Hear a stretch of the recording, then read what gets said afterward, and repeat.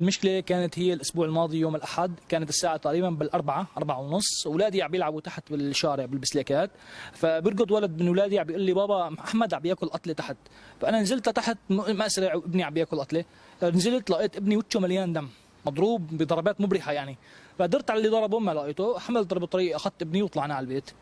بعد ساعة ساعة ونص أمه احتاجت أغراض من البيم، البيم بيصير قدام المنزل، نزلوا أولادي على البيم بدهم يجيبوا أغراض، فكان نفس الولد واقف لهم جنب البيم، واحد منهم هرب لاتجاه البيم والثاني رقد على البيت، هالمرة رقد أحمد قال لي أيهم عم بياكل قتلة، إن عندي أولادي أنا الاثنين، نزلت لتحت على البيم بدي أشوف إيش القصة ولا لاقي الولد واقف قدام باب البيم. قلت له انت ايش بدك من اولادي؟ ليش عم تضربون؟ قال هيك اولادك عم يسبوني مسبات عربيه. قلت له انت ايش عرفك انه عم يسبوك مسبات عربيه؟ قال انا بعرف مسبات العربيه.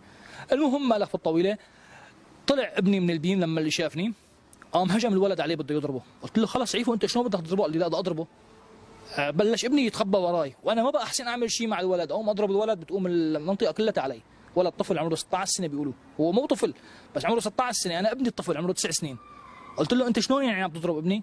فهون بهالصدفه كان معدي شاب اسمه محمد ابن جيراننا، هذا محمد قال لي عمو لا تعيط على اولادك ولا تضربهم لانه اولادك ما لهم علاقه، هو اللي كان عم بضرب المتونه قدام بيت جدي.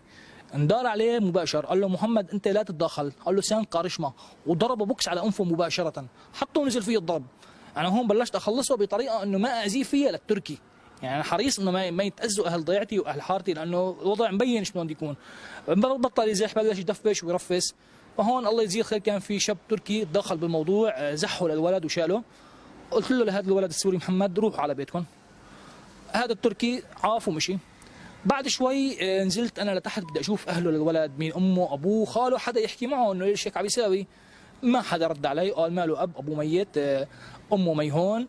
فبلشت احكي مع جويرينهم ولا واحد اعطاني اجابه.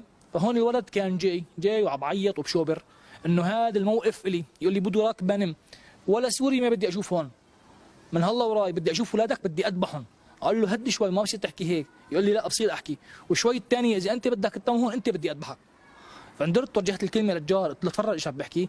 قام الجار قال لي انه هذا ولد ما تاخذ بكلامه.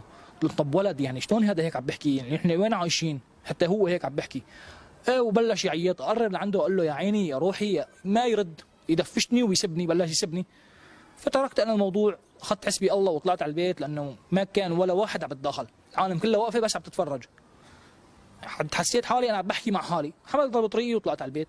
ولا بعد ساعتين بيصلنا الخبر انه محمد اكل سكينتين، انه الولد نفسه هو اللي ضربه. هذا هو كل اللي صار. يعني انا بس بدي اطلب من الجهات الرسميه والجهات المعنيه انه انا لو كانوا اولادي هن اللي نازلين على الشارع مره ثانيه لكان ضربهم لهم بالسكينه، ما عنده اي مشكله، وممكن يكونوا ميتين ولا حدا بيسال عليهم.